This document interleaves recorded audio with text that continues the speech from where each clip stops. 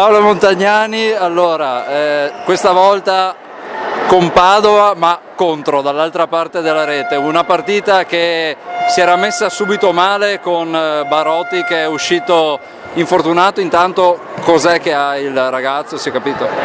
Sì, all'ultimo salto del riscaldamento, dopo la battuta è atterrato con la caviglia su Tosi, sul libero, e quindi ha fatto una distorsione alla caviglia che è gonfiata subito, quindi ce lo giochiamo per un po', tanto le cose vanno bene, quindi...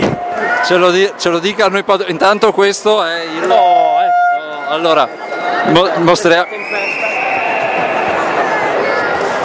Eccolo qua, questo è Tempesta Kenta. Ciao Kenta! Vai Kenta, fallo un po'.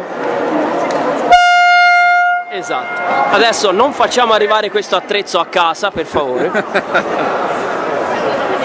Okay. Si sta preparando anche lei una piccola squadra, perché insomma stanno arrivando tanti piccoli montagnani. Questo sembra che è avviato bene, questo è avviato bene. E niente, no, purtroppo niente, dopo l'infortunio del secondo palleggiatore proprio per una caviglia abbiamo ora questa da gestire. E sì, ma quanto è inciso dal punto di vista del morale poi su quella che è stata la vittoria? Non è facile, il primo set devo dire che siamo stati bravi, ci siamo organizzati abbastanza velocemente, poi abbiamo pagato anche un po' tecnicamente l'assenza di Barotti.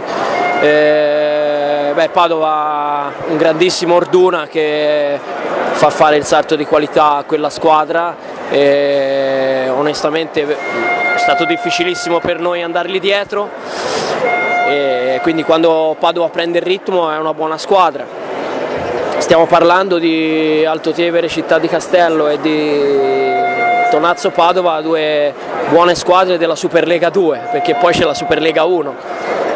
La lotta è arrivare prima della Superlega 2 e quindi quando ci sono assenze importanti insomma si fa fatica, come Padova con Mattia che è la prima partita e che si è visto che quando è in campo dà un altro spessore alla squadra. Come si trova qua a Città di Castello, e un saluto poi ai tifosi padovani che la stanno vedendo. Sì, qui mi trovo bene, sono a 2 ore da casa, sono passato da 12 ore di volo a 2 ore di macchina, quindi è già qualcosa. Bene, è tutta una situazione da costruire. Ringrazia per il regalo. Ringraziamo Mattia Rosso per il regalo. No, scherzo. No, Padova la ricordo in maniera incredibile, un'esperienza molto bella della mia vita, e quindi un saluto a tutti coloro che seguono questa squadra e un saluto particolare a Diego Stecca.